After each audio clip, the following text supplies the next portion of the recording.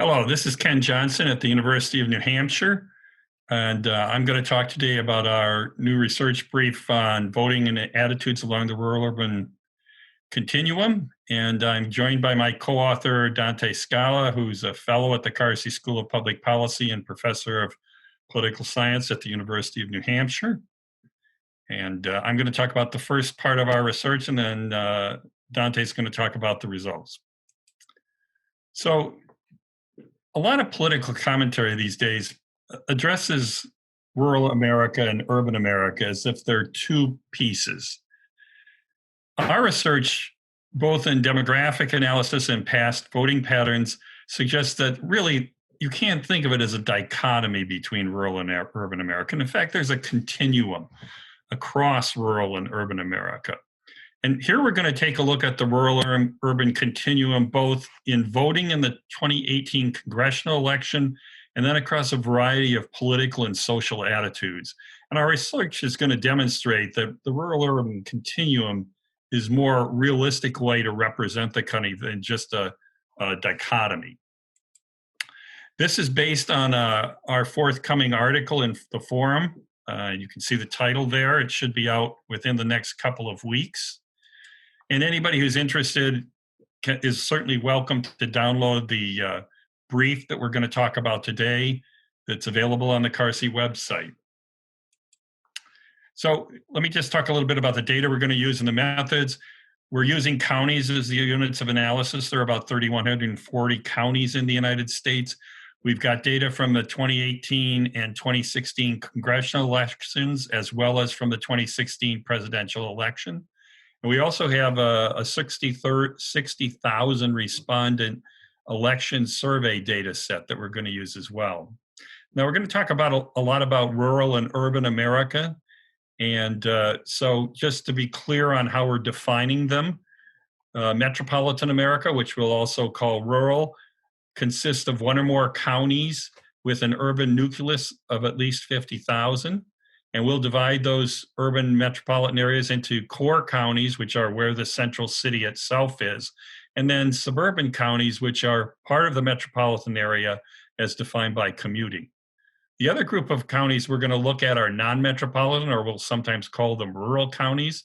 These are outside of metropolitan areas.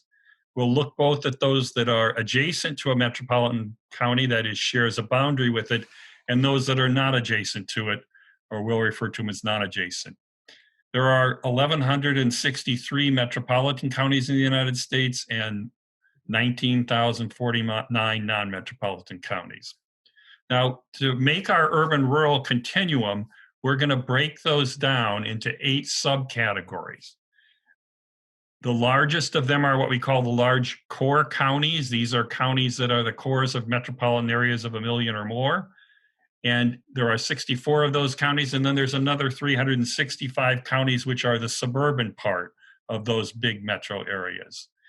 There's an additional 339 metropolitan counties that contain the central city of a metropolitan area of less than 1 million, and 392 counties which are suburban, that is, they're part of these smaller metropolitan areas of less than 1 million people. On the non-metropolitan or rural side, we're going to break the counties down into those that are both adjacent to a metropolitan area and have a town of between 10 and 50,000 in them. And then another 654 counties which are not metropolitan, are adjacent to a metropolitan area, but don't have any large town in them.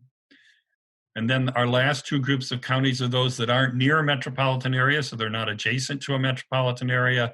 269 of these have a town of 10 to 50,000 in them, and another 679 don't have any towns or places of over 10,000 in them. This will give you a graphic representation of these different types of counties, from the red counties, which are the core counties of the big metropolitan areas, to the orange counties, which are the suburban parts of the big metropolitan areas. And then you can see the rest of the counties, the blues, which are the cores and fringe or suburban areas of the smaller metropolitan areas, and then the grays and the light and dark grays, which represent non-metropolitan America as well. And so you can see although the non-metropolitan counties have only about 16%, or I'm sorry, 14% of the US population. They represent over 70% of the land area of the United States. Just so you can see a little bit more of the breakdown of what these counties look like, on the right-hand side are the congressional election voting patterns in these different counties, and on the left is the population. So the large metro core counties contain over 100 million people and so forth. You can see that down the line. In contrast, the large metro suburbs contain 81.8 million people, and 30.5 million votes were cast in those large suburban counties in the 2018 election. Overall, 95% of the vote came from metropolitan areas and about 15% from non-metropolitan areas. And in terms of population, again, you can see 282 million, or about 86% of the US population, lived in metropolitan areas, and about 14% of the population in non-metropolitan areas. So this is the breakdown of the data and how we're going to look at it. Dante? Thanks, Ken. So what we did was we've been doing this for a couple of election cycles now. We look at first the vote, what percentage of these areas voted Republican versus Democratic. And what you can see from this graph is the consistency across the continuum, and how much the 2016 elections, both for Congress, that's the orange bar, and president, the gray bar, how much they are predictive of how 2018 was going to turn out in terms of the midterm elections. And of course, president and Congress are so similar because nowadays voters are so polarized along partisan lines that there just isn't as much split ticket voting as there used to be. So people tend to vote down the line Republican or down the line Democratic. If we can pay attention to the blue bar, what was striking was in 2018, of course, that Democrats did better in 2018 pretty much across the board, across all aspects of the rural-urban continuum versus 2016. But if we go from one end of the continuum to the other, notice, of course, that the large metropolitan core counties are always a great source of Democratic strength. And then we go from there to, those areas voted 2/3 Democratic in 2018 and above 60% in 2016 for Democrats. And then we go to the large suburban areas of those large metro cores, as well as the small metro cores, so the smaller cities.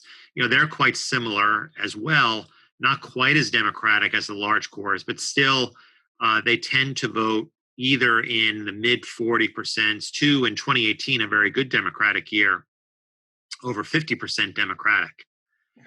But then notice what occurs after you leave the small core and then you move into what we call the small suburbs, which sometimes are known in the media as ex-urban counties, although that's a bit imprecise in terms of terminology. But these are areas on the outskirts of those small core cities. And those small suburbs are largely indistinguishable from rural America. So really the best, those best counties for Democrats, they really stop at the edge of the small core, and things get much worse politically speaking from there. And you look across the board from small suburbs all the way to the right, and we see, again and again, how poorly Democrats do. You can only see one bar here where they even approach 40% of the vote in these areas. And so we see this really, this inflection point between, between the large core and then everybody else, but then between the large suburb and small core versus the small suburbs. And that's why you can see, in different states, swing states that we'll be looking at on election day in 2 weeks, certainly like if you take Pennsylvania, Of course, the cities of Philadelphia and Pittsburgh are very important for Joe Biden and the rest of the Democrats.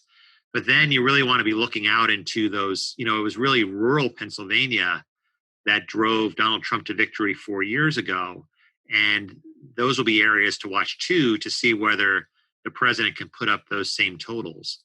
So we did this, Ken and I did this for 2016, and we thought for 2018 we'd do something a little different and look not just at election returns, but also to try to build scales of political attitudes.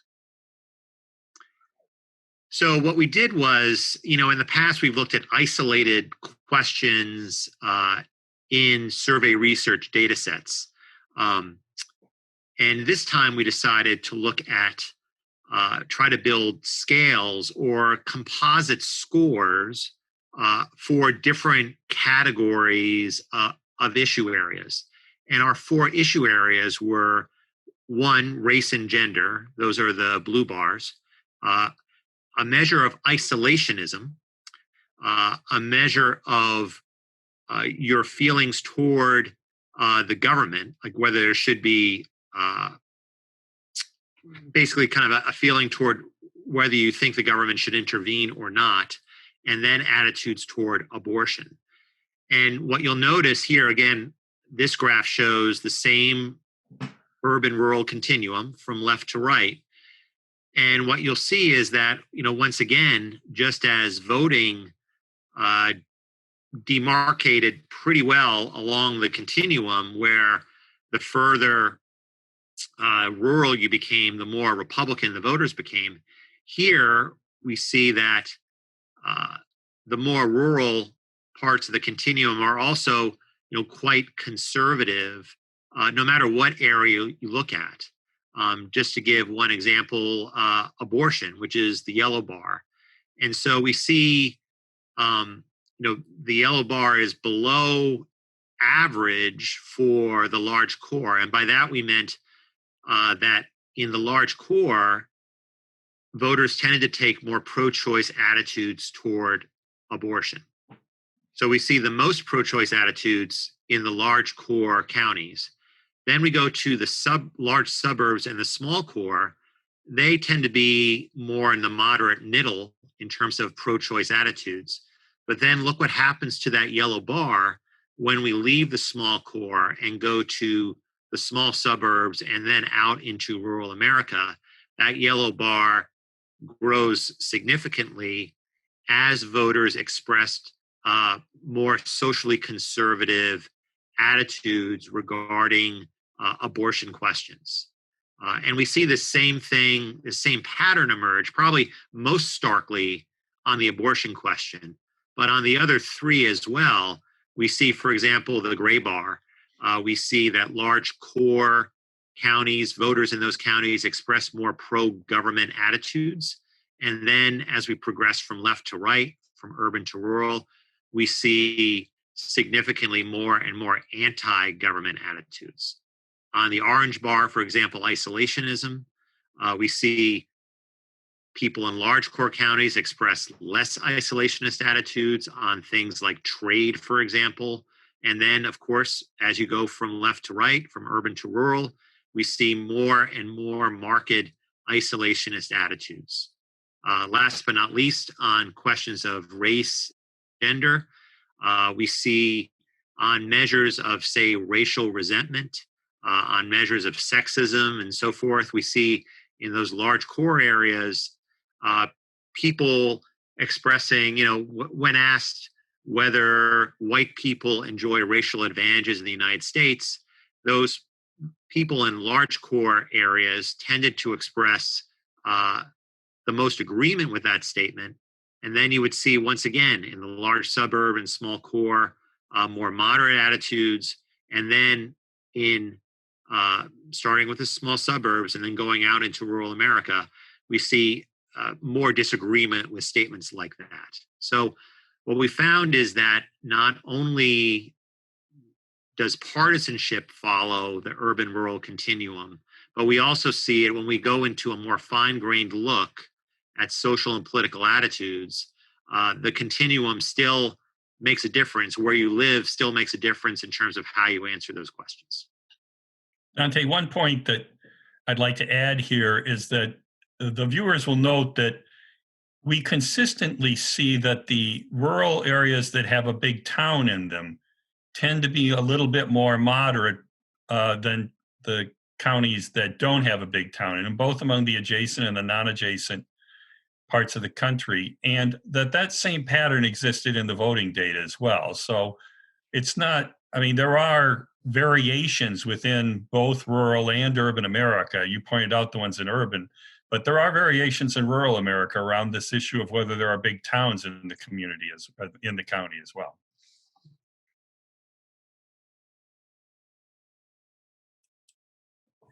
Go ahead, Dante. So to summarize, we will hear an awful lot of commentary over the next 2 weeks, and then certainly after we see the results on election day, that about the divide between urban and rural America, and we often describe urban and rural as two partisan zones. Our research does reflect that, to be sure.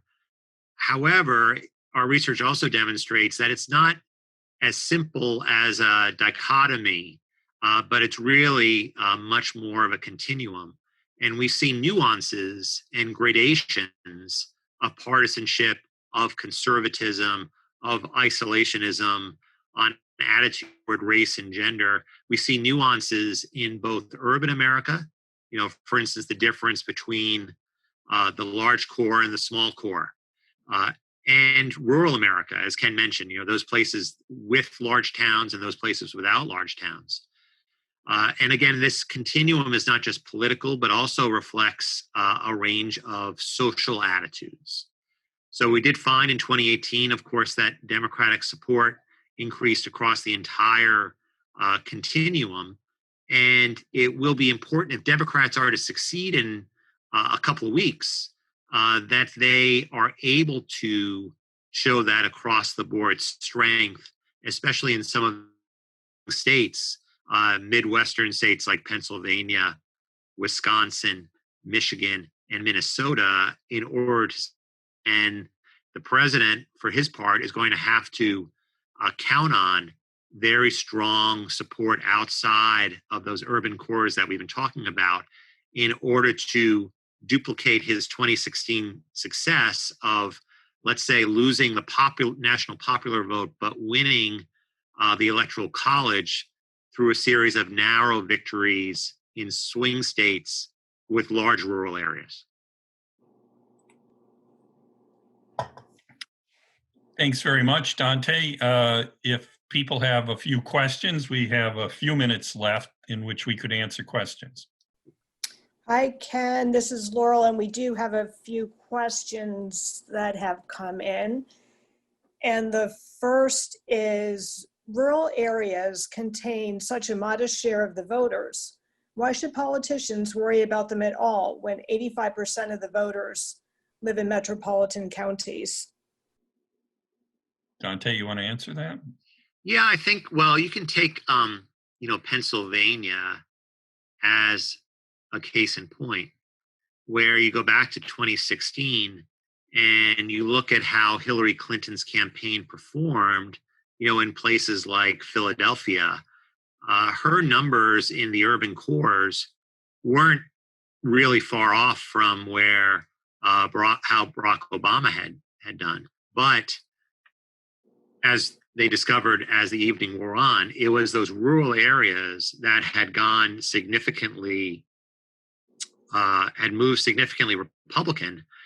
And those areas, if they vote, even though they are, as you say, a smaller portion of the electorate, if they move significantly in one direction, they could provide that small margin of victory for, say, a Republican who's running statewide for office, whether it's for a president or senator or governor. And I think you could make a similar case, Ken, for Wisconsin, Michigan, Minnesota, New Hampshire. Donald Trump came awfully close to carrying New Hampshire. for the first time for a Republican since 2000 because of his performance in New Hampshire's rural counties. And Dante, we also saw in our earlier research on the presidential elections that the fall off in support for Hillary Clinton compared to Obama was dramatically greater in the rural parts of the country than it was in the urban parts of the country. So even though there weren't a lot of total votes out there, as you're suggesting, when elections are close, that rural vote can still make a difference. Yeah, exactly. Okay, a second question. How does demographic change contribute to changes in voting patterns? Does it influence all counties in the same way? Yeah, that's a good question. And some of Dante and my other research shows how important both new voters, that is, those who become old enough to vote for the first time in this election, as well as migrants, people moving to a state, for example, from another state, play an important role in voting behavior. And those kinds of migrants are tending to go to one kind of place more than another. So, for example, we're likely to see more migrants going to urban areas or to some parts of rural America, particularly recreational counties, which are important in some states. So, for example, in New Hampshire, between 2016 and 2020, about 20% of the whole electorate turned over. That is, they weren't in the state to vote in 2016, either because they were too young to vote or because they had moved to the state. And on the other side, we have people who are leaving each state, moving somewhere else. And then the oldest voters, many of the older voters, will actually pass from the scene or die between 2016 and 2018. So all those demographic dynamics are coming into play in these states. So these states are not exactly the same as they were 4 years ago. And that's important, especially given that some of these elections may be very close. Ken mentioned the importance of recreational counties. In some of our earlier research, we found that the type of economy that dominates a particular rural county can make a difference in their voting patterns.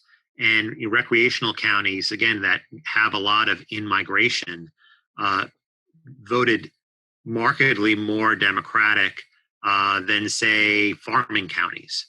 And we see that has played out a lot in New Hampshire because unlike other parts of America, actually rural New Hampshire has been a source of Democratic strength, not weakness, over the past couple of decades. And that's in part because of that some of our rural counties are actually dominated by that recreational economy that draws in, let's say, wealthy retirees who are looking to live in New Hampshire at least part of the year, as well as, say, the service workers who are there to help them and, kind of grow the economy around, again, recreation, vacationing, and so forth.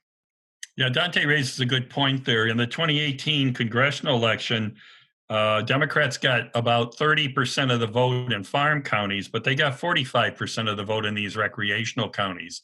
And again, in close elections, that difference is substantial.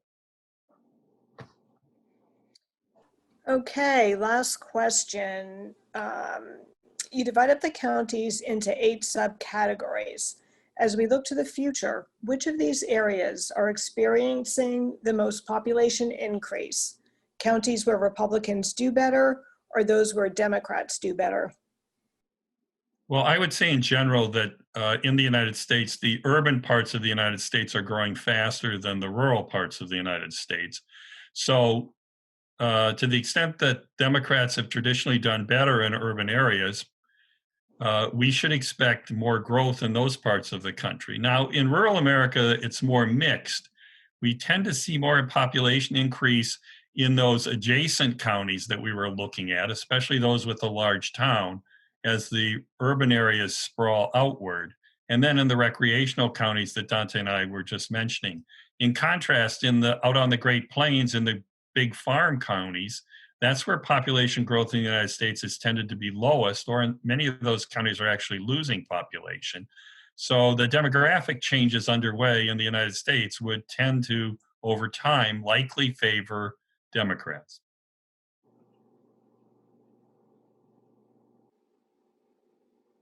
Any other questions, Laurel?